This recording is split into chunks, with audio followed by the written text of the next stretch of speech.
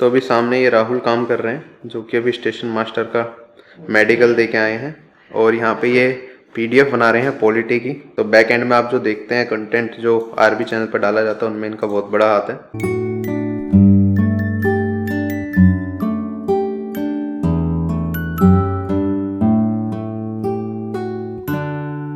Hello everyone, उम्मीद करता हूँ आप सभी लोग स्वस्थ हैं। आज हमारे साथ जुड़े हैं राहुल। ठीक है, he is very special because ये हमारे साथ काफ़ी टाइम से काम कर रहे हैं, और अगर मैं बात करता हूँ, इन्हें अभी पिछले 1-2 महीने में इनका सबसे पहले सिलेक्शन हुआ स्टेशन मास्टर की पोस्ट पे।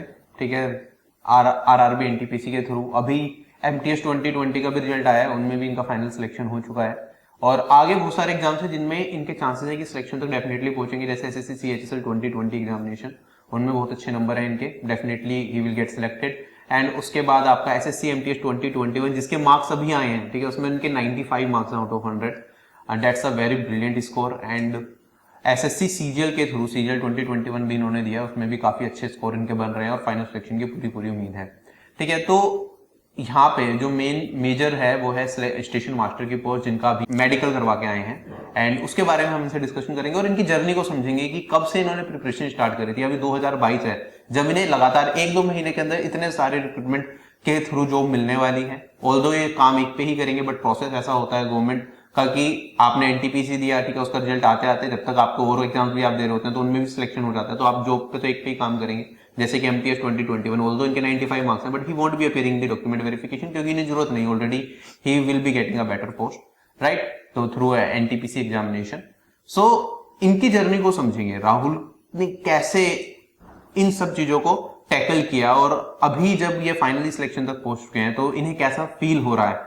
ठीक है, so Rahul, first of all congratulations. And हमें दुख है इस चीज का कि कुछ टाइम के बाद जब आपकी ज्वाइनिंग आ जाएगी आप हमें छोड़ के चले जाएंगे, बट आप बताएं कि कैसा आपको फील हो रहा है कि एक साथ पहले एनटीपीसी, फिर एमटीएस एंड सीजीएल सीएचएसएल में भी ऑब्वियसली आपका हो जाएगा सिलेक्शन। तो कौन सी जॉब के लिए सबसे ज्यादा आप एक्साइटेड हैं, कौन सी पे आप एक्चुअली में काम करेंगे, एंड कैसा लग रहा है, मतलब कब से आपने प्रिपरेशन स्टार्ट करी थी अपनी?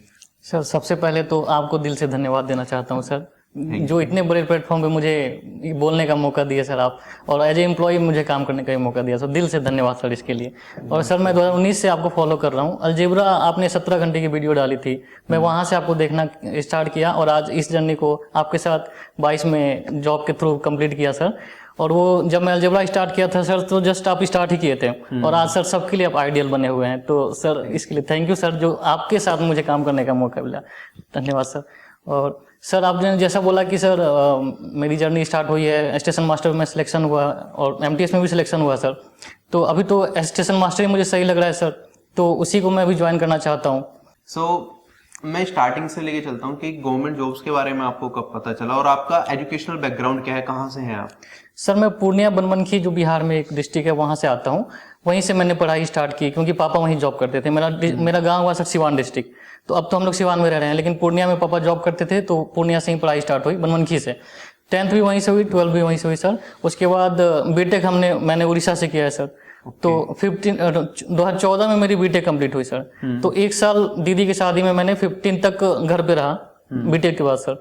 उसके बाद 15 के बाद मैं दिल्ली आ गया प्रिपरेशन करने के लिए, लेकिन आईईएस की तैयारी कर रहा था सर मैं, इंडियन एजिंग सर्विस, गेट और आईएएस की। लेकिन 2 साल करने के बाद मुझे लगा कि मैं कुछ कर नहीं पा रहा हूँ, इवन प्री भी मेरे से क्लियर नहीं हुआ। तो फिर सर एक बार इंट्रोस्पेक्ट किया रात में कि सर मैं गलत डायरेक्शन में तो नहीं जा रहा हूँ। तो फिर रात को सोचने के बाद मुझे लगा कि मुझे अपनी लाइन चेंज करनी चाहिए। तो फिर मैंने एसएससी सीजीएल के बारे में सर जाना, और उसके बारे में बहुत कुछ सोच समझ के फिर डिसीजन लिया कि मुझे इस लाइन में आना चाहिए। उसके बाद फिर मैंने सर इस एसएससी सीजीएल में आया। उसके बाद सर 2018 में सर पहली बार एग्जाम दिया, उसके बाद प्री क्लियर हो गया सर, लेकिन मेंस में रह गया। 19 में दिया तो प्री भी क्लियर हुआ, मेंस भी क्लियर हुआ सर, लेकिन 1 नंबर से रह गया था लास्ट में सर। 20 में अभी रिजल्ट आनी है, तो होपफुली कुछ मिलने की उम्मीद है सर, हो भी सकता है नहीं भी, बाउंड्री पे हूँ सर। ठीक है सर। उसके बाद फिर 2021 का मेंस भी दिया हूँ, देखता हूँ सर उसमें क्या होता है। 21 में definitely you will get selected. And अगर मैं बात करता हूँ कि यहाँ पे जैसे आपने कहा कि आप बिहार से हैं, एक डिस्ट्रिक्ट से आ रहे हैं, तो आपकी मतलब हिंदी मीडियम से रहे हैं, इंग्लिश मीडियम से? हिंदी मीडियम से रहा हूँ सर, +2 तक। ओके। प्लस उसके बाद सर जब बीटेक हो गई तो फिर बीटेक में तो इंग्लिश पढ़ना ही था सर। जी सर। एक तो इनकी चीज अच्छी लगी, जैसे इन्होंने आईएएस की तैयारी करी, बट 1-2 साल इन्होंने इसके लिए टाइम दिया, and when he find out कि नहीं शायद मैं इसके लिए नहीं हूँ, मेरे कोई और एग्जाम पे शिफ्ट होना चाहिए, तो उन्होंने शिफ्ट भी किया। ठीक है, you have to take decisions. हमेशा यही पकड़ के कि हम बहुत मोटिवेशनल वीडियोस तो देखते हैं कि हाँ ये एग्जाम पकड़ लिया और निकालना है तो आईएएस ही निकालना है, वरना कुछ है ही नहीं जिंदगी में। ठीक है, सबसे पहला जरूरी काम होता है कि हम स्टेबल हो, ठीक है, हमारे पास एक जॉब हो, ठीक है, कुछ ना कुछ हमारे पास हो, उसके बाद तुम प्लान कर सकते हो। लेकिन यू मे नॉट लाइक कि एक बार स्टार्ट कर दिया, चलो आईएएस की तैयारी करेंगे, 10 साल उसमें लगा दिए, फिर कुछ नहीं हुआ, फिर वहीं की वहीं बैठे हुए। ठीक है, तो decision time to time change होंगे। ये बिल्कुल नहीं होगा कि आपने एक गोल सेट किया, आप लास्ट तक उसी गोल पे चलोगे। You must have a plan B and you must have other things as well. तुम्हें अपना माइंड खुला रखना पड़ेगा, अपने आप को पहचानना पड़ेगा, और हमारे लिए क्या बेटर है, इस टाइम पे हम क्या कर सकते हैं, उसके बारे में सोचना पड़ेगा। आपने जैसे आपने बताया एसएससी सीजीएल में आपने को कुछ इस तरीके से रहा, एसएससी सीएचएसएल एमटीएस ये भी पहले आपने कभी एग्जाम दिए? जी सर, सीएचएसएल भी मैं 18 से दे रहा हूँ, एमटीएस तो 2020 से दिया सर। तो 2018 में भी मेरी प्री और मेंस दोनों ही क्लियर हो गए, लेकिन उसमें 2 मार्क्स से रह गया 2018 में। 19 में सर 10 मार्क्स से रह गए। 20 में सर इस बार होपफुली मिल जाएगा सर इस बार कुछ एलडीसी या पीए से जो भी है सर। बिल्कुल डेफिनेटली मिलेगा, जो आपके मार्क्स में जो एक्सपेक्टेड कट ऑफ थे जी जी जी जी जी। फाइनली अब एक साथ इतनी सारी चीजें, पहले यहाँ पे आरबी में ज्वाइनिंग उसके बाद फिर स्टेशन मास्टर एंड देन अब नाउ एमटीएस, और उसके बाद अब सीएचएसएल का जब रिजल्ट आएगा, if you appear in the document verification, maybe you may और you may not, it totally depends on the things how things are going, but finally अगर अपीयर होते हैं तो सीएचएसएल के तो definitely you will get a job. And CGL का भी देखना पड़ेगा, now you will be very peculiar कि किसके डीवी में जाना है, किसके में नहीं जाना, because station master in itself a very good job. So देखते हैं, अब इतनी सारी एक साथ होता है ना कि 2016 से आपने प्रिपरेशन स्टार्ट करी, अब 2022 में इतना टाइम खिंच गया, बहुत सारी रिएक्शन हाथ लगी, फिर फाइनली लेकिन जो लगे रहते हैं, जैसे आपने कहा बाउंड्री पे थे, 2019 में कुछ नंबर से सीएचएसएल में रह गए, 2018 में रह गए कुछ, अब लेकिन फाइनली 2020 में you may get selected and station master का हो गया एनटीपीसी से। तो क्या सलाह देना चाहेंगे इसके रिगार्डिंग एस्पिरेंट्स को कि उन्हें लगे रहना चाहिए, या क्या जो बाउंड्री वाले होते हैं सबसे ज्यादा दुख नहीं होता है कि लास्ट में अटक गए? सर ये बहुत लंबी जर्नी होती है गवर्नमेंट जॉब निकालना सर। तो बेसिकली मैं तो अपने एक्सपीरियंस यही सीखा हूँ कि आप लगे रहो, बस अपने लगे रहो और अपने आप को देखते रहो कि दूसरे से तो मतलब होना नहीं है सर कि क्या आप बोल रहे हैं क्या नहीं बोल रहे हैं। आप लगे रहेंगे और अपने आप से ईमानदार रहेंगे सर, ऑनेस्ट रहेंगे, तो निश्चित रूप से आपको एक ना एक दिन सिलेक्शन होगी। मैं 2016 से जर्नी स्टार्ट किया था सर। उसके बाद जब 3 साल हो गए तो मुझे लग रहा था कि मैं कहाँ हूँ। आँख बंद करने के बाद ऐसा अंधेरा फील हो रहा था, मुझे लग ही नहीं रहा था कि मेरा फ्यूचर क्या होगा। लेकिन जब 18 में प्री निकला तो ऐसा लगा कि नहीं, मेरे में कुछ है, कर सकता हूँ आगे चल के। फिर उसको कंटिन्यू रखा। उसके बाद सर करते करते सिलेक्शन हो गया। कभी कभी तो सर अकेलापन बहुत फील होता है इस जर्नी में, बहुत ही ज़्यादा अकेलापन आप फील करोगे जब प्रिपरेशन होगा, कोई आसपास नहीं होगा।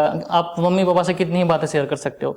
कभी कभी तो सर ऐसा होता था कि मैं मोबाइल का पूरा कॉन्टैक्ट ही ऊपर से नीचे करता था कि कोई भी हो बात करने के लिए, अपना इमोशंस फीलिंग शेयर करने के लिए। लेकिन ऐसा कोई था नहीं सर, पापा से तो सब चीज़ बता नहीं सकता सर। तो ये सब चीज़ आपके साथ होगी, तो इस चीज़ को फेस करते रहना है। और आज जब मेरी हो गई तो आज ऐसा लगता है कि वो सब वर्थ रहा मेरे लिए। ऐसा लगता है कि हाँ सर अब ठीक है, जितना भी मैंने कष्ट किया वो सब ठीक है, कष्ट करने से आज ये मिला तो और बढ़िया सर। वो एक चीज और सीखने वाली है कि जैसे हम कई बार एग्जाम्स की मल्टीपल एग्जाम्स की तैयारी कर रहे होते हैं, ठीक है, मोर और लेस सिलेबस सबका सेम होता है। अगर एसएससी का भी देखें, हमें रेलवे का भी देखें और बैंकिंग का भी काफी हद तक काफी चीजें सिमिलर होती हैं। तो एक टाइम होता है तुम्हारे सारे एग्जाम्स में तुम कुछ मार्क्स से रह रहे होते हो कि किसी में सिलेक्शन नहीं हो रहा, और एक टाइम जब तुम एक लेवल को क्रॉस कर देते हो, तुम सभी एग्जाम्स में फिर सिलेक्शन ले रहे हो। तो जैसे इनके साथ हुआ कि अभी ये इन्हें एमटीएस से जॉब नहीं चाहिए थी क्योंकि ऑलरेडी स्टेशन मास्टर पे हो गया, बट क्योंकि प्रोसेस अभी तक क्लियर नहीं था क्या कट ऑफ जाएगी एनटीपीसी की, तो ये डीवी में अपीयर हुए एमटीएस 2020 के। आपके क्यू में बहुत सारे एग्जामिनेशन है जिनके थ्रू शायद ये अब आगे डीवी में अपीयर ना हो या जॉब ना लें, बट ये ऐसा ही होता है कि जब तक नहीं हो रहा किसी भी एग्जाम में नहीं हो रहा, जब होगा आपका तो सभी एग्जाम्स में आपका एक के बाद एक सिलेक्शन होता रहेगा। तो मोटिवेशन आपको बनाए रखनी है, जो फ्यूचर है उसके ऊपर हमेशा फोकस रखना है कि अभी सीजीएल 2022 आ रहा है, उसमें वैकेंसी देखी है तो उस पर अच्छे से फोकस करना है। अब जब सीजीएल निकालेंगे आप तो पता चलेगा आगे सीएचएसएल या कोई और एग्जामिनेशन भी दे रहे हैं, सब पैरेलली वो भी हो रहे होंगे, या फिर नहीं हो रहा तो कोई भी नहीं हो रहा। तो आपको अपना माइंड डेवलप करना है, इसलिए आपको जो चीजें रिक्वायरमेंट, बेसिक रिक्वायरमेंट जो चीजें आपको पढ़नी है वो करनी है, अच्छे से ज्यादा प्रैक्टिस करनी है, ठीक है। जब टाइम आएगा आपका तो सारी चीजें अचानक से ऐसे बदलेंगे आपको पता भी नहीं चलेगा कि कब क्या हो गया। रिसेंटली जैसे आपने बताया कि स्टेशन मास्टर का आप मेडिकल भी देके आए हैं, तो मेडिकल के प्रोसेस के बारे में बताएं, स्टेशन मास्टर का कैसे रहता है और पूरा फ्लो कितना टाइम लगा, कब मेडिकल के बारे में आपको पता चला कि देने जाना है एंड ऑल? सर जब एनटीपीसी स्टेशन लेवल 6 का रिजल्ट जब आया स्टेशन मास्टर का, तो उसके बाद उन्होंने 10 दिनों बाद डीबी का डेट डिसाइड किया। डीबी और मेडिकल साथ में होना था, तो पहले डीबी का ही डेट दिया गया था। मेडिकल डीबी के दिन ही पता चलेगा कि आपका मेडिकल कब होना है। तो डीबी सर जैसा मेरा 10 तारीख होता है, इसी 10 अक्टूबर को। तो 10 अक्टूबर डीबी बहुत ही स्मूथली हो गया। तो डीबी होने के बाद ही सर टोटल एक दिन में टोटल 60 रह रहे हैं बच्चे, 2 शिफ्ट मिला के। तो पहले 20 को हुबली भेजा जा रहा है, सेकंड 20 को मैसूर, थर्ड 20 को बेंगलोर। मेरा बेंगलोर जोन था, बेंगलोर में 3 डिवीजन है सर, बेंगलोर, हुबली और मैसूर। तो पहले फर्स्ट वाले को हुबली, सेकंड वाले को मैसूर, थर्ड वाले को बेंगलोर। तो मेरा थर्ड में पढ़ रहा था according to your DB roll number. तो मेरा थर्ड में पढ़ा था, मुझे बेंगलोर किस्मत से मिल गया सर। तो नेक्स्ट डे मेडिकल के लिए बुलाया गया। 7 बजे सुबह में रिपोर्टिंग थी। तो जैसे उन्होंने रिपोर्टिंग के लिए रेलवे हॉस्पिटल में बुलाया, तो वहाँ पे हम लोग गए। उसके बाद बहुत ही स्मूथली काम चल रहा था सर। तो 2 हॉस्पिटल, एक रेलवे हॉस्पिटल, एक मिंटो हॉस्पिटल बेंगलोर में। तो रेलवे हॉस्पिटल में जितना भी यूरिन टेस्ट था, आपकी सीबीसी टेस्ट थी, ब्लड टेस्ट, वो होने के बाद उन्होंने मिंटो टेस्ट आई के लिए भेज दिया। ठीक है।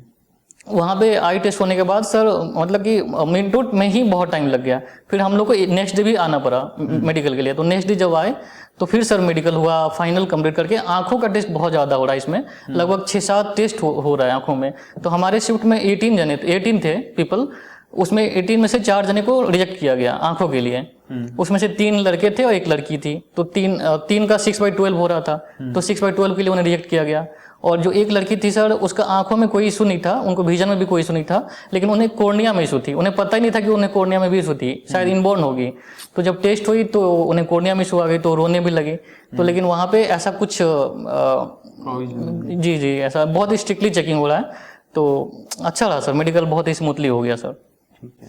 तो जैसे अगर मैं डीवी की बात ही करता हूँ, जैसे अपना बेंगलोर में डॉक्यूमेंट वेरिफिकेशन हुआ, तो कैसा प्रोसेस था, कहाँ पे आपको जाना था डीवी कराने के लिए, एंड एंट्री से लेके एग्जिट तक का सफर कैसा रहा डीवी का? सर हमारे जैसे कि 1 बजे रिपोर्टिंग टाइम थी, तो हम लोग 12 बजे ही पहुंच गए थे। बेंगलोर कैंट में ही डीवी हो रही है। बेंगलोर कैंट स्टेशन के जस्ट पीछे आप जाओगे, मिलर रोड है, वहाँ पे सर डीवी हो रही थी। तो एक फॉर्मल ड्रेस में वहाँ पे बोला गया था, हमें फॉर्मल ड्रेस के बारे में नोटिफिकेशन मेंशन नहीं था, लेकिन वहाँ पे लिखा गया था कि फॉर्मल ड्रेस में आना है। तो जो भी जीन्स और शर्ट पहन के आ रहे हैं वो तो ठीक है, लेकिन टी शर्ट और लोअर में अलाउ नहीं किया गया उन्हें।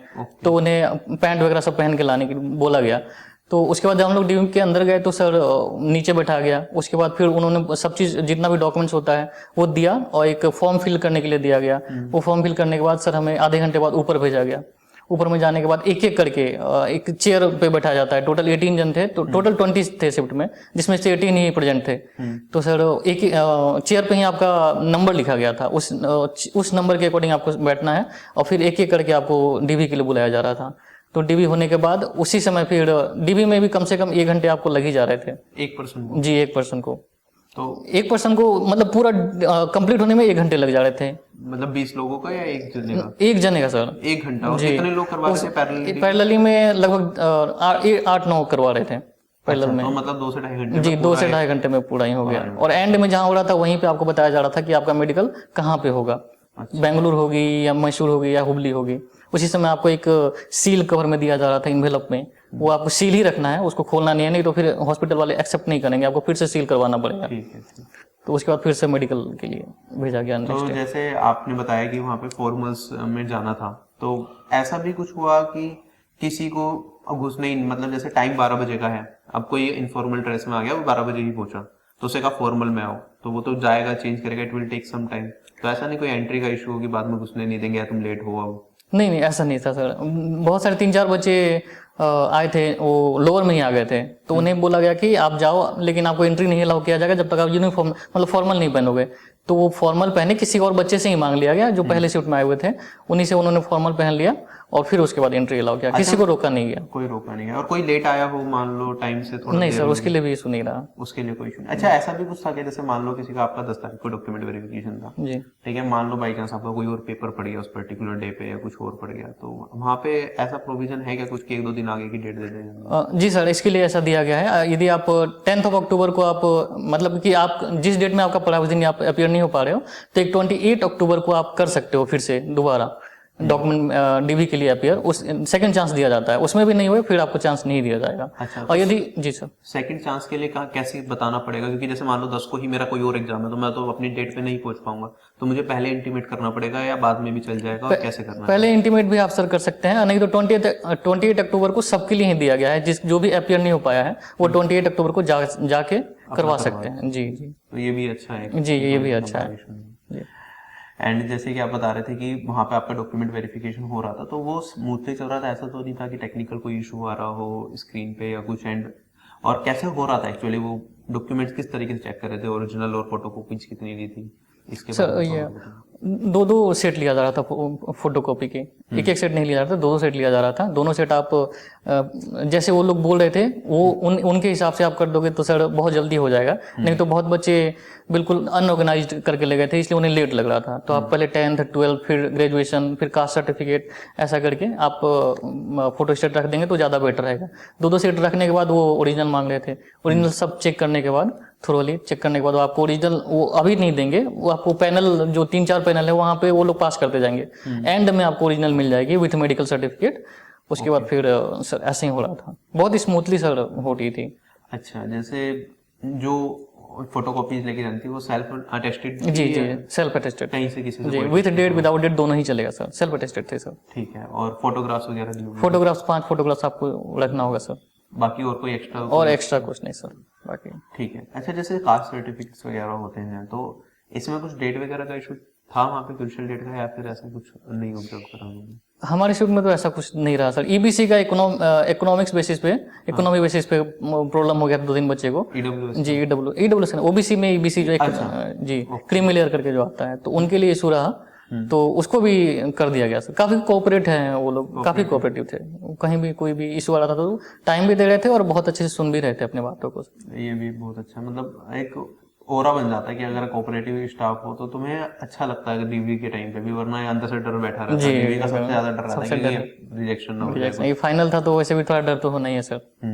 तो जैसे मेडिकल का कहाँ पे दिया था? जैसे आप मेडिकल शील्ड कवर में था, उसके ऊपर लिखा होगा कौन से हॉस्पिटल में आपको जाना है, कब जाना है? नहीं उसमें सर मैं भी कंफ्यूज हो गया था एक्चुअली, उसमें कुछ भी लिखा नहीं था, आपको एड्रेस भी नहीं लिखा गया है। अच्छा। तो मैं सोच रहा था, मैं उनसे पूछा भी नहीं जब मुझे मिला, अब मैं रूम चला गया तो मैं सोचा कि कहाँ जाऊँ मुझे पता ही नहीं है। तो सर टेलीग्राम के थ्रू जो ग्रुप होता है उसके थ्रू मैंने किसी और को फ़ोन किया, फिर वो उससे पता चला कि ये बेंगलोर KSR बेंगलोर सिटी जो है, डीवी हो रहा था बेंगलोर कैंट में। हाँ। लेकिन मेडिकल जो होना था वो KSR बेंगलोर सिटी जो है रेलवे स्टेशन उसके पीछे होना था, जो वहाँ रेलवे हॉस्पिटल है, रेलवे कॉलोनी के अंदर में रेलवे हॉस्पिटल। तो वहाँ मुझे पता नहीं था, तो मैंने फ़ोन करके पता किया, उन्होंने बताया, तो मुझे मॉर्निंग में जाके सर वहाँ पे गया। तो ये सबका ही वही दिया होगा? जी जिसका बेंगलोर था सबका वहीं पर। ठीक है। तो अब जैसे वहाँ पे आप हॉस्पिटल में पहुंचे तो जाते ही क्या प्रोसेस करना पड़ा? वो सर्टिफिकेट दिखाना पड़ा होगा एंट्री पे, या कुछ मतलब कि हाँ मेडिकल के लिए हम आए हैं? सर रेलवे हॉस्पिटल में सबको पता था कि यहाँ पे वो हो रहा है मेडिकल के लिए, तो हम लोग जैसे कि ये सब बता दिया गया कि आप वहाँ चले जाओ। तो वहाँ पे हम लोग पीछे जाने के बाद वहाँ पे मैम ने बोला आप वेट करो, आप लोग सर आ रहे हैं तो आप लोग का रजिस्ट्रेशन होगा। तो एक एक करके सबको बुलाया गया रजिस्ट्रेशन के लिए वहाँ पे, और मार्क्स पूछा जा रहा था कि आपका मार्क्स जो भी है बॉडी पे वो मार्क्स बता, 2 मार्क्स लेना था। हाँ, आइडेंटिफिकेशन मार्क्स होते हैं। तो जिसका भी रेड कलर का था उसको वो सूटेबल नहीं था, आपको ब्लैक मोल चाहिए, तो ब्लैक मोल ही बताना था। बहुत सारे बच्चे रेड, डीवी में क्या हुआ था सर कि 2-3 बच्चे को उन्होंने रेड मोल कंसिडर कर लिया था, लेकिन मेडिकल में वो कंसिडर नहीं किया, फिर से उन्होंने चेक करके आइडेंटिफिकेशन मार्क्स दिया, मोल ब्लैक मोल। तो सबसे पहले मेडिकल में आपका आइडेंटिफिकेशन मार्क देखे उन्होंने, उसके बाद का प्रोसेस क्या है? एक एक करके मुझे सारे टेस्ट के बारे में बताना, पहले कौन सा, दूसरा कौन सा, उसका फिर रिजल्ट कब आया मेडिकल का, एंड ओवरऑल कितना टाइम लगा इस पूरे प्रोसेस के अंदर, वो सारी चीजें। Okay sir. तो सर जैसे कि रजिस्ट्रेशन जब हो गया तो आइडेंटिफिकेशन मार्क्स, वेट वगैरह, हाइट सब वो लोग ले लिए। उसके बाद उन्होंने ECG टेस्ट के लिए भेजा हमें एक एक करके, तो सबका ECG टेस्ट हुआ। ECG टेस्ट तो उसी समय रिपोर्ट हमारी आ गई, तो हम वो कर दिए सर, स्टेपल कर दिया सर, रिपोर्ट में सामने दे दिए, साथ में दे दिए। उसके बाद फिर हमें यूरिन के लिए भेजा गया, तो यूरिन टेस्ट उन्होंने ले लिया, फिर ब्लड टेस्ट ले लिया। आपको खाली पेट सर जाना है मॉर्निंग में, ठीक है, खाली पेट जाना है। कितने बजे जाना था? 7 बजे सर, सुबह 7 जी मॉर्निंग में 7 बजे। तो आप खाली पेट जाना, क्योंकि यूरिन टेस्ट और ब्लड टेस्ट आपकी होगी। तो यूरिन टेस्ट हुआ, फिर ब्लड टेस्ट हुआ, उसके बाद आपको आई टेस्ट के लिए भेज दिया गया। आप बीच में खा भी सकते हो, लेकिन खाओगे तो लेट हो जाएगा, तो आई टेस्ट के लिए उसी समय भेज दिया गया। तो आई टेस्ट के लिए जब भेजा गया तो उन्होंने एक एक करके रूम पे बुलाया। किसी 2 सेक्शन है उसमें सर, तो ए और बी में भेजा गया। ए में जाने के बाद एक एक करके बच्चों को बुलाया गया। जब बच्चे अंदर चले गए एक एक करके, तो जैसे मैं जब अंदर गया तो उन्होंने मुझे कपड़े खोलने के लिए बोला, मतलब अंडरवियर पे आपको रहना है।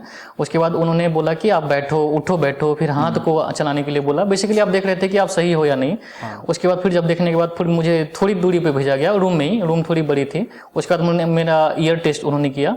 एक कान बंद करवा के वो नंबर बोल रहे थे 31, 42, लगभग 10 से 11 नंबर बोले। एक कान इधर से, दूसरा कान बंद करके, फिर ऐसा करके। तो वो करने के बाद आपको वही रिपीट करना है। रिपीट करने के बाद उन्होंने बुलाया अपने पास, उन्होंने बुला के फिर बैठने के लिए बोला। फिर उन्होंने पूछा कि आपने चश्मा कभी पहना या नहीं, ऑपरेशन हो या नहीं, कभी लेजर सर्जरी हुई या नहीं, बहुत सारे क्वेश्चन पूछे। फिर कानों के बारे में भी कि कान से सही सुनाई देता है, कान बहता है या नहीं। वो सुनने के बाद वो मार्क्स लगा रहे थे। बेसिकली आप ये यस या नो बोलते जाओगे, मार्क्स लगाएंगे। अच्छा, जैसे कानों के जब टेस्ट होता है, ईयर वैक्सिंग का भी इशू रहता है कि ईयर वैक्स क्लीन है या नहीं, ऐसा कुछ वहाँ पे? जी, वो मशीन थी, मतलब बेसिकली हमारे में ए वाले में टॉर्च से देख रहे थे, अब बी में मशीन से देख रहे थे। तो ऐसा कुछ था कि जैसे जनरली काफी लोगों के ईयरवैक्स होता है, अगर वो निकलवा के ना जाए। जैसे मेरा मेडिकल हुआ था तो मेरे को तो बोला था कि जाओ पहले ईयरवैक्स निकलवा के फिर दोबारा तुम्हारा कराया जाएगा मेडिकल जीएसटी के टाइम पे। तो तुम्हारे में ऐसा कुछ था, किसी को भेजा हो या कुछ सुनने में आया ऐसा कुछ? नहीं सर, हमारे में ऐसा किसी को नहीं आया। बस आंखों मतलब कानों को देख रहे थे टॉर्च से और मशीन से, तो सबको लगभग मुझे लगता है ठीक ही होंगे, इसलिए नहीं भेजा। हाँ, ऑब्वियसली मैं एक चीज और ऐड करना चाहूंगा कि रिकमेंडेड यही रहेगा कि आप ना ईयरवैक्स अगर क्लीन करा के जाएं तो बेटर रहेगा। अगर एनटीपीसी के लीव में जा रहे हैं, कोई भी डॉक्यूमेंट, सॉरी मेडिकल कोई भी अगर आप करवाते हैं किसी भी पर्टिकुलर गवर्नमेंट जॉब के लिए, इट इज बेटर कि आपका ईयर में वैक्स ना हो, वो आप क्लीन करा के जाएं। ठीक है, कोई इशू आए वापस भेजे लंबा चौड़ा, आपके 2-3 दिन और एक्स्ट्रा लग जाए, उसका कुछ फायदा नहीं है। पहले से ही अपना करवा लें क्लीन। जी सर, बिल्कुल। तो वहाँ पे फिर जी सर, फिर आंखों को फिर वहाँ पे बैठने के बाद हमें, मतलब वो जो सामने में सी जो होती है, सी करके कि कहाँ खुली हुई है, लेफ्ट साइड खुली है, नीचे खुली है, ऊपर खुली है, बेसिकली वो ज्यादा चेक कर रहे थे। तो कभी कभी मेरे साथ भी 2 में इशू आ गई थी, मतलब इशू आ गई थी, काफी बहुत छोटा था। तो उन्होंने फिर बोला कि अच्छे से पढ़ो, कोई दिक्कत नहीं है, घबराओ मत। फिर मैंने जब दोबारा उन्होंने बोला तो फिर मैंने पढ़ लिया। ठीक है। अच्छा, जैसे आप ये चश्मा लगाए हुए, ये नंबर का है या बिना नंबर? नहीं सर, ये तो anti glare blue specs laptop के लिए है, ये बिना नंबर का है सर, इसमें पावर नहीं है सर। ये है, तो ये लैपटॉप के लिए मैंने अपने सेफ्टी के लिए ले लिया है, ताकि लैपटॉप पे करे तो कोई दिक्कत ना हो। क्योंकि जैसे मुझे पता है स्टेशन मास्टर के लिए मेडिकल स्टैंडर्ड्स में आई बिल्कुल परफेक्ट होनी चाहिए, तो चश्मे वाले तो वैसे अलाउड नहीं होंगे। तो मैंने स्पेसिफिकली पूछा कि वीडियो को देखते हुए कोई ये ना सोचे कि जिसका नंबर लगा हुआ है वो लोग भी मेडिकल क्लियर कर। नहीं सर, 6/9 जिसका है वो सेफ है, लेकिन 6/12 होने पे कंसीडर बिल्कुल नहीं कर रहे हैं। 18 जनों में हम लोग को 4 जने को रिजेक्ट किया गया है, जिसका 3 जने में 6/12 थे। एक लड़की थी, उनका कॉर्निया में इशू आ गया था, तो उन्हें भी नहीं एक्सेप्ट किया गया, बहुत रिक्वेस्ट करने के बाद भी। तो बिल्कुल कंसिडरेशन तो है नहीं, लेकिन जिसका ओके है सर उसको कोई इशू नहीं है, बहुत स्मूथली वो लोग कर रहे हैं। और पैसे वैसे की भी बात बिल्कुल नहीं है सर। मुझे भी लगता था कि हो सकता है मेडिकल में हो, लेकिन ऐसा बिल्कुल नहीं है सर। और बाकी वैसे ना, इस रिलैक्सेशन जैसे 2019 का फॉर्म था, ये बढ़ा था, 2022 में हो रहा है। इतने में काफी लोग ऐसे हैं जिनकी पहले अब आंखें बिल्कुल ठीक थी, अब नंबर लगे क्योंकि पूरे दिन मोबाइल से ही पढ़ना है, वीडियो देखनी है, तो उनके लिए बड़ा इशू हो गया सर। कि 2019 में शायद पेपर होता तो मेडिकली फिट होते, लेकिन अब मेडिकली अनफिट हो गए। जी जी बिल्कुल। एक लड़का था, वो बोला था कि 1 साल पहले तो मेरा 6/6 था, अभी पता नहीं क्या हो गया, 1 साल में ही मेरा 6/12 आ गया है, और उसको रिजेक्ट भी कर दिया गया, तो बहुत रो भी रहा था। तो मतलब वही है कि जो रेलवे के एग्जाम दे रहे हैं वो आंखों का अपना ख्याल रखें, यही बोल सकता हूँ सर, क्योंकि आंखों के बिना स्टेशन मास्टर में तो नहीं लेंगे वो बिल्कुल। और बाकी में भी अलग अलग स्टैंडर्ड्स हैं जी, बाकी मतलब आंखें तो देख ही रहे हैं, लेकिन स्टेशन मास्टर का जो पोस्ट है उसमें आंखें बहुत ज्यादा देख रहे हैं, 6-7 बार देख रहे हैं। तो आपको एक मतलब बोलना, आंखों का कच्चूमर निकल जाता है, ऐसे दर्द भी होने लगा था सर जब आंखों का टेस्ट इतना सारा हुआ। सोचे थे कि कब तक कंप्लीट होगा ऐसा करके। तो क्या क्या करवाया? एक तो जैसे आपने बताया कि सी देखना था कि कहाँ से खुला हुआ है, एंड उसके आगे क्या क्या चीजें चेक कर? उसी रूम में सर फिर उन्होंने लाइट बंद कर दिया, पूरा लाइट को बंद कर दिया। लाइट बंद करने के बाद उन्होंने वो दूरी पर कलर ऑन किया, बहुत सारा, लगभग 6-7 कलर थे। तो आपको बताना है कि कितने कलर हैं और जो भी कलर दिख रहे हैं वो कौन कौन से कलर दिख रहे हैं। तो मेरे में 2 येलो थे, रेड थे और एक ब्लू करके था। सब में अलग अलग हो सकते हैं सर, तो ऐसा नहीं कि आप याद करके जाएं ऐसा, क्योंकि एक बच्चा याद करके चला गया था किसी से सुन के, वो गलत बता दिया, तो उस पर डाउट कर लिए, उसको बहुत कम से कम 1 घंटा उसी में टेस्ट करवाया गया, क्योंकि वो गलत बता दिया वो। तो जो आपको दिख रहा है वही बताना है। फिर उसके बाद जब वो टेस्ट हो जाने के बाद फिर दोबारा कलर को ही पहचानना था, लेकिन वो बहुत डिम लाइट आ रही थी। 3 कलर थे हमारे में, येलो करके, व्हाइट करके, ब्लू करके, तो वो बताना था। बहुत धुंधली से दिखती है, तो वो चश्मा पहना के वो दिखाएंगे, तो वो बताने के बाद सर वहाँ फिर वो बोले कि ठीक है, आप वहाँ पे कुछ भी नहीं बताया जाएगा कि आप सही हो क्या हो। फिर वहाँ से हम लोग को मिंटो हॉस्पिटल रेफर किया गया। ठीक है, जैसे आपने यहाँ पे आएगा मेन टेस्ट हुआ, आपका कलर ब्लाइंडनेस का भी टेस्ट हुआ, वो मैनुअल पढ़ा के जो करवाते हैं, बुक पढ़ाया गया, उसी रूम में हम लोग को कलर ब्लाइंडनेस का भी टेस्ट करवाया गया। एक तो नंबर पहचानने दिया गया, उसके बाद उन्होंने क्या किया, एक पेन दे दिया। पेन से आपको बताना था एक कि आप वो शेप था, उस शेप को आपको बताना था पेन से कि शेप कहाँ कहाँ जा रही है, मतलब बिल्कुल जो भी शेप, जी पूरा आउटलाइन बतानी थी कि कहाँ कहाँ, तो लगभग 10-12 पेज वो बनानी थी और बाकी नंबर आपको बताने थे। तो जैसे आपने ये बताया कि सुबह 7 बजे से आप स्टार्ट हुए थे, आपका 12 बजे तक लगभग जी होता, राइट? तो उसके बाद आपको एक दूसरे हॉस्पिटल में रेफर किया कि वहाँ पे जाके दोबारा से आके कुछ टेस्ट हैं वो करवाने हैं जी। तो जो टेस्ट हुआ, आपका एक्सरे भी हुआ होगा, आई थिंक नहीं हुआ? एक्सरे भी हुआ सर, ईसीजी एक्सरे सब हुआ। तो इनकी रिपोर्ट दे दी थी आपको उसी दिन या फिर ईसीजी की रिपोर्ट मिल गई सर, अब बाकी की रिपोर्ट नेक्स्ट डे मिली हमें फाइनल में। एक्सरे की रिपोर्ट भी फाइनल में मिली। अच्छा। बस ईसीजी की रिपोर्ट हमारे हाथ में थी। जो रिपोर्ट मिली वो आप अपने साथ कैरी कर सकते थे, वहीं पे जमा हो गई? नहीं कैरी कर सकते थे, वो एक एक जहाँ जहाँ जाना था वो दिखाना था। अच्छा, वो उसके बाद आप फाइनली आपके पास है वो या फिर वहीं जमा हो? नहीं वहीं जमा हो गए सर। ठीक है। और जैसे 12 बजे तक आपका एक प्रोसेस चला, उसके बाद आपको दूसरे हॉस्पिटल में रेफर किया गया। वो दूसरे हॉस्पिटल के बारे में बताएं, वहाँ पे क्या क्या टेस्ट हुआ और वहाँ घर कितनी दूरी थी आपके उस हॉस्पिटल और उस हॉस्पिटल के बीच में, और वहाँ का सिनेरियो ओवरऑल? सर तो रेलवे हॉस्पिटल में हम लोग के लिए डेडिकेटेड कर दिया गया था कि आपका अलग से होगा, तो वहाँ पे तो कोई इशू नहीं है, बहुत स्मूथली 12 बजे तक काम हो गया। लेकिन जब विंडो हॉस्पिटल रेफर किया गया तो हम लोग बिना खाए ही चले गए कि जल्दी हो जाएगा। हाँ, उस समय तक खाए नहीं थे सर हम लोग, क्योंकि मॉर्निंग में तो बिना खाए ही जाना था। तो जब गए वहाँ पे तो काफी भीड़ थी, क्योंकि गवर्नमेंट हॉस्पिटल है मिंटो हॉस्पिटल, तो काफी भीड़ थी। हम लोग एंट्री करने में ही हमें एक स्लिप दिया गया, वहीं पे टाइम लग गया आधे घंटे का, क्योंकि बहुत भीड़ थी। जब एंट्री किए उसके बाद फिर रजिस्ट्रेशन लेना था, तो वहाँ पे 30 रुपए की स्लिप लेनी थी, और 30 के लिए भी काउंटर पे हमें बहुत आधे घंटे वहाँ भी वेट करना पड़ा। उसके बाद फिर वहाँ से हम लोग को सर भेजा गया 15 और 16 नंबर पे, जहाँ पे आई चेकअप होना था। और सर ये जहाँ पे रेलवे हॉस्पिटल थी वहाँ से 3 से 4 किलोमीटर ये मिंटो हॉस्पिटल था। और बेंगलोर वाले, मैसूर वाले को तो, मैसूर वहाँ से लगभग सर 3-4 घंटे हैं। अच्छा। तो मैसूर वाले को तो तुरंत निकल जाना था नेक्स्ट डे के लिए, जिस दिन डीबी थी। हाँ, डीबी का उसी दिन निकलनी थी, और हुबली वाले को भी उसी दिन निकलनी थी। हुबली 5-6 घंटे 10 घंटे की शायद रास्ता। तो मतलब बैंगलोर से भी तुम्हें इतनी दूर डीबी के लिए, मतलब जैसे आपने बताया कि डॉक्यूमेंट वेरिफिकेशन 3 जगह हो रहा था, बैंगलोर में, एक हुबली में और एक, नहीं डॉक्यूमेंट वेरिफिकेशन एक जगह हो रही थी सर बैंगलोर में, बैंगलोर में था, बाकी ये मेडिकल 3 जगह, जिनका दूर था उन्हें उसी दिन निकलना है। आपका बैंगलोर में था, तो आपका सही चल गया। ठीक है, तो मिंटो हॉस्पिटल में आप गए, वहाँ पे आपका पहले रजिस्ट्रेशन करवाना पड़ा 30 रुपए का, उसमें टाइम लगा, लंबी लाइन थी। एंड उसके बाद आगे फिर उसके बाद सर 15 नंबर में हम लोग को भेजा गया, जहाँ पे पढ़वाना था। वहाँ 15 नंबर जाने के लिए भी बहुत लगभग 100-150 लाइन थी, क्योंकि जनरल सिटीजन पब्लिक भी थे वहीं पे, क्योंकि गवर्नमेंट हॉस्पिटल है। तो हमें उसी भीड़ में लाइन में लग के 15 नंबर में लग गए। फिर वहाँ पे टेस्ट हुआ, आई टेस्ट नॉर्मल टेस्ट हुआ, जैसे आप किसी भी डॉक्टर के पास जाएंगे तो पढ़वाएंगे। तो वो वहाँ पे टेस्ट होने के बाद फिर 16 में जाना था, वहाँ भी लाइन लगी थी, वहाँ भी लाइन में लग के भीड़ में वहाँ भी करवा लिए। तो तब तक सर लंच भी हो गई थी। लंच के बाद ये 16 वाले हम लोग को देखा गया। उसके बाद सर 3-3:30 बज गए थे। अच्छा। तो वहाँ 16 के बाद हमें भेजा गया ऊपर में, जहाँ पे कॉर्निया टेस्ट होना था और पेंटाकेम एक टेस्ट होता है, वहाँ पे भेजा गया। तो वहाँ पे जाने के बाद काउंटर पे, एक्चुअली हमें पहले काउंटर पे जाना था उसके लिए, तो काउंटर पे 900 रुपीज लिया गया उसके लिए। कॉर्निया टेस्ट के लिए 100 रुपीज और पेंटाकेम के लिए 800 रुपीज। उसके बाद फिर जब हम लोग लाइन में लगे तो वहां से आधे घंटे बाद बोला गया कि आपका आज नहीं हो पाएगा, आप लोग कल आओ मॉर्निंग में। तो हम लोग मैम से रिक्वेस्ट भी किए, लेकिन मैम ने बोला कि नहीं हो पाएगा, आज लेट हो गया है।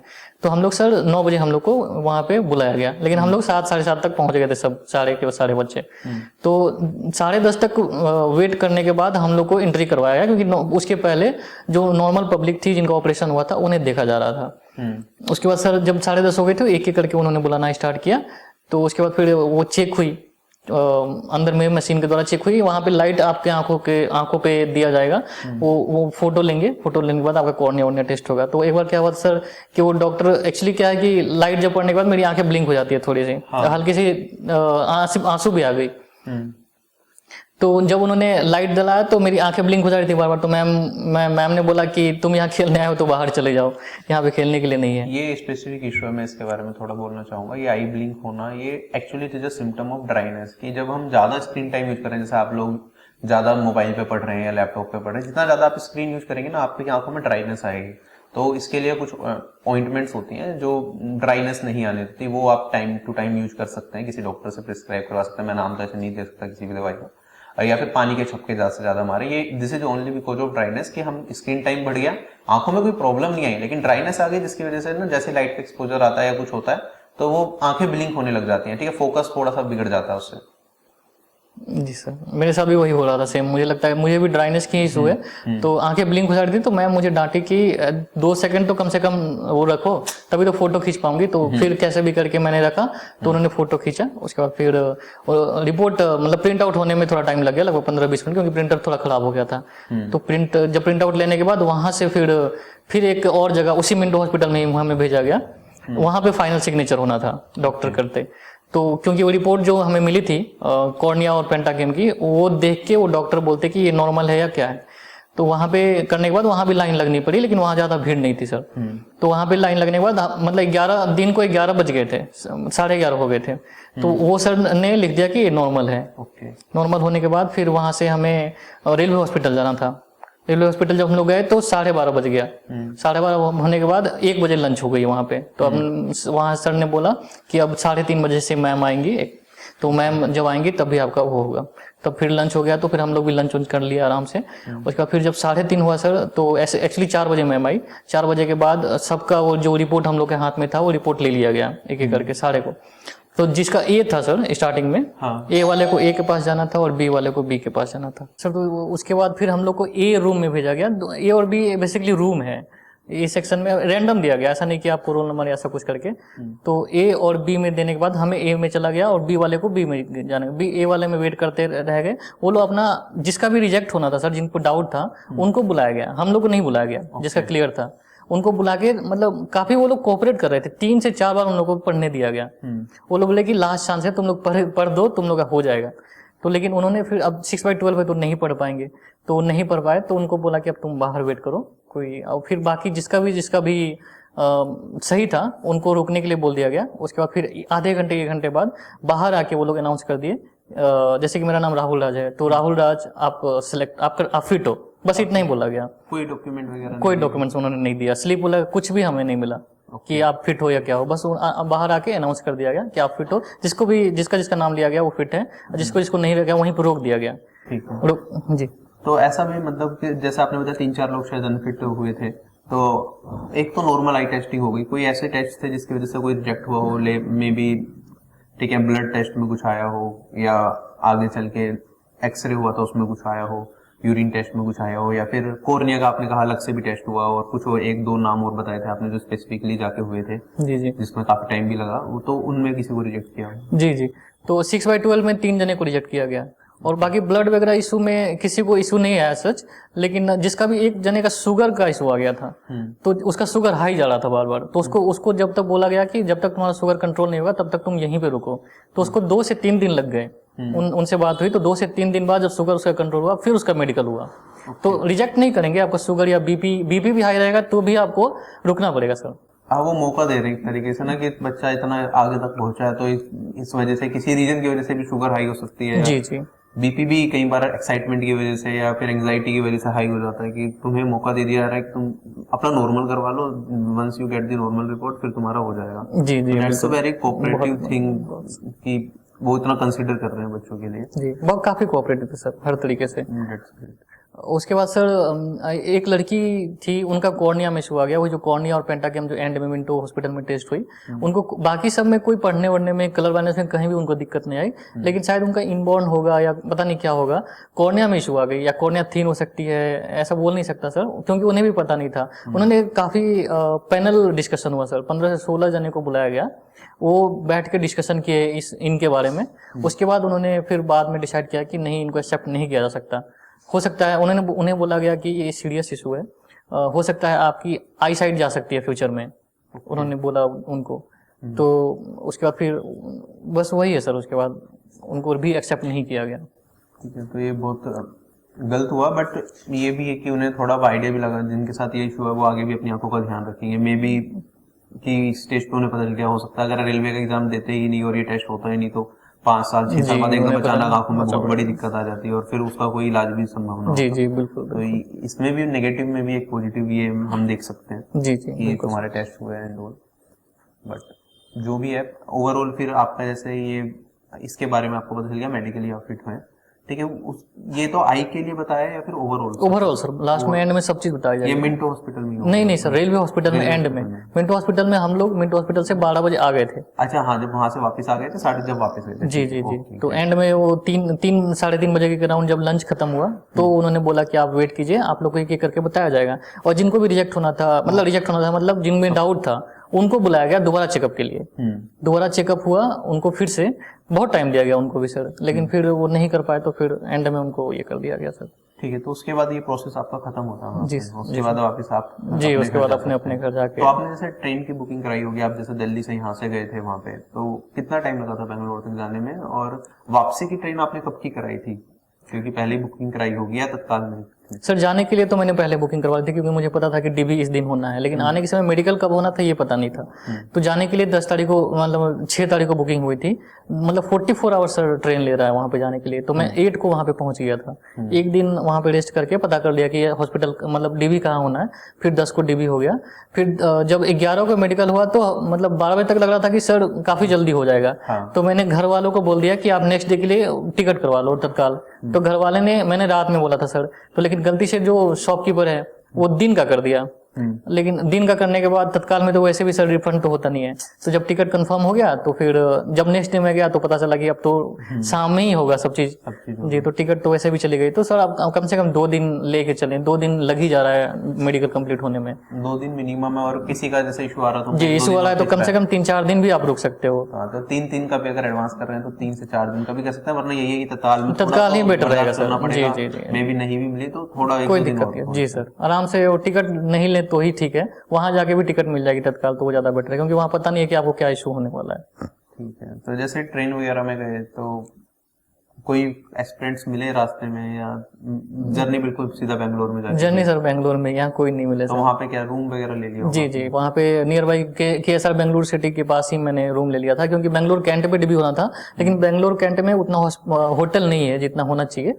तो वहाँ पे थोड़ा महंगा भी है। तो बेंगलोर सिटी में होटल भी बहुत सारे हैं और खाने पीने की भी अवेलेबिलिटी बहुत थी, तो वहीं पे मैंने रूम ले लिया सर। ठीक है। और उसके बाद जैसे तुम फ्रेंड्स से तो तभी मिले होंगे जब डीवी में जी गए। जी, डीवी तो उसके बाद उनके साथ बॉन्डिंग कुछ बनी, या ये हुआ कि चलो हम सीधा डीवी हो गया, आप सीधा मेडिकल वाले दिन मिलेंगे, उसके बाद सीधा वापस, या किसी के साथ फिर रहना भी हुआ? नहीं, रहना तो नहीं हुआ सर, लेकिन बॉन्डिंग बन गई थी। एक दूसरे से नंबर भी शेयर कर लिए थे हम लोग, शाम को मिले थे क्योंकि होटल वो लोग ले लिए थे पहले से ही, मैं भी ले लिया था। तो बस रहना नहीं हुआ, लेकिन बॉन्डिंग बन गई, बातें कर लिया। फिर नेक्स्ट डे हम लोग मेडिकल के लिए भी मिल गए, और आते समय एक दोस्त के साथ में आया, वहीं जो जिनका सिलेक्शन, जी जी साथ में, वो आगरा उतर गए, मैं यहाँ पे दिल्ली आ गया। ठीक है। तो एक अच्छा मतलब टाइम। जी, आते समय कोई इशू नहीं हुआ, जाते समय थोड़ा बहुत लंबा बोरिंग सा हो गया था सर। अच्छा, जो आपके दोस्त वो आरबी चैनल के बारे में जानते थे? जी, नहीं वो जानते थे, बिल्कुल जानते थे सर। वो तो उन्होंने मैं बोला कि सर को जाके मैसेज दीजिएगा कि मैं बहुत बड़ा फैन हूँ, प्लीज जाके उनको हेलो कर दीजिएगा सर, हो सके तो मेरे लिए मिलने का भी टाइम ले लीजिएगा। नाम क्या है? नाम सोनू है सर। हेलो सोनू। सोनू हाथरस का सर, ये बोलिए हाथरस का। That's it. तो कुछ मैसेज आप देना चाहेंगे एसएससी एस्पिरेंट्स, क्योंकि एसएससी एग्जाम्स भी आपने अभी निकालेंगे, और रेलवे में जैसे कि आपने बताया था, शायद मैं मेंशन करना भूल गया, कि ऑलरेडी वैसे ही एससी कैटेगरी से हैं, बट रेलवे में जो इनका सिलेक्शन हुआ है स्टेशन मास्टर की पोस्ट पर, वो अनरिजर्व कैटेगरी से सिलेक्शन हुआ है। तो इन्होंने काफी अच्छा स्कोर किया, और एमटीएस का मैंने आपको स्कोर बताया 2021 में स्कोर 95, मतलब अगर एमटीएस से भी ये जॉब लेते हैं तो ऑब्वियसली, अब खैर अब तो डीवी में नहीं जाएंगे 2021 में एमटीएस के ये, बट होता तो इनका फिर ये यूआर कैटेगरी से भी सिलेक्शन ले सकते हैं। तो he is very capable, he is very hard working. And कोई मैसेज आप एस्पिरेंट्स को अगर देना चाहें तो? सर मैं तो अपने एक्सपीरियंस से यही बोलना चाहूँगा कि आप अपनी तैयारी को कंटिन्यू करते रहिए, और अपने आप पे विश्वास रखिए कि आप कर सकते हैं। ऐसे मतलब भगवान ने सबको टैलेंट दिया है, तो आप मेहनत करेंगे तो बिल्कुल ही कर सकते हैं। मैं भी एवरेज बच्चा ही स्टार्टिंग से रहा हूँ, लेकिन जब मैं प्रिपरेशन स्टार्ट किया तो ऐसा लग रहा था कि क्या होगा, सिलेबस कैसे इतना कंप्लीट होगा। लेकिन जैसे जैसे सर स्टार्ट करते गया 50%, 60%, 70%, और धीरे धीरे करके पता भी नहीं चलेगा आपका सिलेबस भी सर कंप्लीट हो जाएगा। तो आप कंटिन्यू करते रहेंगे। और सर पेरेंट्स के बारे में बोलना चाहूँगा, पेरेंट्स तो मेरे यहाँ बहुत कोऑपरेटिव रहे हैं सर, खासकर पापा भैया बहुत ही सपोर्ट किए हैं। 5 साल 6 साल से तैयारी कर रहा हूँ, लेकिन आज तक ये नहीं बोला कि क्या कर रहे हो प्रिपरेशन, मतलब क्यों नहीं निकाला, क्योंकि उन्हें भरोसा था शायद। तो पेरेंट्स को भी मैं सर बोलना चाहूँगा कि अपने बच्चे पर भरोसा करें, और थोड़ा देखते भी रहे कि बच्चे क्या कर रहा है, सही डायरेक्शन में जा रहा है या नहीं, वो भी देखना जरूरी है, क्योंकि बहुत सारे बच्चे कुछ गलत रास्ते भी पकड़ लेते हैं सर। और मैं ये और एस्पिरेंट्स से भी ये बोलना चाहूँगा कि आप अपना करियर खुद बना रहे हैं, पेरेंट्स का नहीं बना रहे हैं। तो आप ये मत सोचिए कि मैं पेरेंट्स पे मतलब पढ़ के पेरेंट्स पे एहसान कर रहा हूँ, कल हो के आप ही का फ्यूचर बनना है सर, इसलिए आप अपने लिए पढ़ाई कीजिए।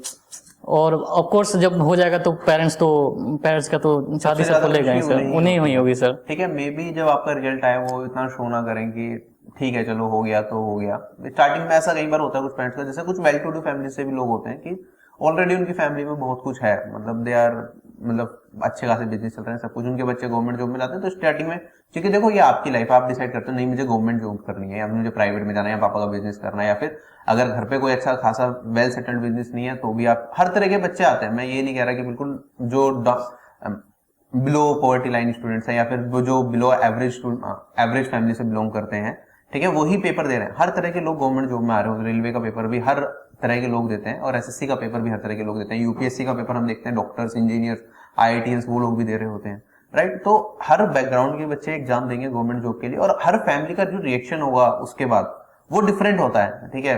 बट मैं लॉन्ग टर्म में यही कहूंगा कि इनिशियली मे बी आपको उनके चेहरे पे वो खुशी ना दिखे, लेकिन जब वो आगे रिलेटिव से मिलते हैं और लोगों से बताते हैं कि मेरा बेटा यहाँ पे इस पर्टिकुलर पोस्ट पे काम कर रहा है, तो उनकी आंखों में जो गर्व आप देखेंगे ना वो होगा, ठीक है। चाहे कोई भी बैकग्राउंड रहा हो, ठीक है, कैसी भी फैमिली से आप हो, वो हमेशा मिलेगा आपको, ठीक है। तो just prepare hard for your goals, अपने गोल को अचीव करें, ठीक है। लाइफ बहुत बड़ी है, बहुत चीजें बदलेंगी भी। अभी एक जॉब पे सिलेक्शन होता है, फिर उसके बाद हम सोचते हैं कि यार अभी आगे कुछ और करना है, नहीं इससे बड़े एग्जाम के लिए तैयारी करनी है या फिर मुझे और पर्टिकुलर पोस्ट पे काम करना है। कई बार ऐसा भी होता है हम जॉब करते हैं गवर्नमेंट जॉब 3-4 साल करने के बाद हमें लगता है यार नहीं अभी हमें प्राइवेट में शिफ्ट होना चाहिए या कुछ और करना चाहिए, कुछ और अच्छा आइडिया दिमाग में आ गया। तो life is very long and we can do a lot of things, but जो चीज तुम चूज कर रहे हो उसमें अपना 100% देना। अभी मन है रेलवे की तैयारी करनी है तो 100% करेंगे, एसएससी की तैयारी करनी है 100% करेंगे, ठीक है। बाद में जो होगा फ्यूचर किसने देखा है किसी को नहीं पता, बट अभी के लिए अपना 100% दो। एंड ऑब्वियसली मैं ये मानता हूँ कि जब एस्पिरेंट सिलेक्ट होता है उसमें सिर्फ एस्पिरेंट का रोल नहीं है, उसके सराउंडिंग्स का बहुत बड़ा रोल होता है कि उनके मेंटर्स कैसे मिले हैं, किनसे उन्होंने पढ़ा है, जो क्या कहते हैं पेरेंट्स हैं। सबसे ज्यादा सपोर्ट सिस्टम पेरेंट्स का होता है, फैमिली का होता है कि उन्होंने कितना सपोर्ट किया तुम्हें, ठीक है। अगर फैमिली ही अच्छे से सपोर्ट नहीं करती तो बहुत मुश्किल हो जाती है चीजें करनी, ठीक है। तो यही है कि एक एस्पिरेंट की सफलता के पीछे बहुत लोगों का हाथ होता है, लेकिन मेन जो है, जो पढ़ा जिसने है वो एस्पिरेंट ही है, ठीक है। तो फाइनली जो सिलेक्शन हुआ है राहुल का, इन्होंने लगातार मेहनत करी, फेलियर्स देखे बहुत ज्यादा, एंड एट द एंड अब ये वो खुशी महसूस कर पा रहे हैं। और हम चाहते हैं कि आप सभी लोग जो शायद फर्स्ट अटेम्प्ट है तो भी आप एक बार की में खुशी महसूस करें। जिन लोगों का 1-2 मार्क्स से या कभी पिछले 2-3 साल से दे रहे नहीं हो पा रहा, तो मेहनत करो, देखो रिजल्ट जरूर मिलेगा, ठीक है। There is no substitute of hard work. बिल्कुल सर। सो आप लोगों से आज यही पता लेते हैं। Bye bye everyone, take care. कोई क्वेरी हो तो आप कमेंट सेक्शन में कमेंट कर सकते हैं, ठीक है। We are here to respond. Bye bye, take care, जय हिंद। Bye sir.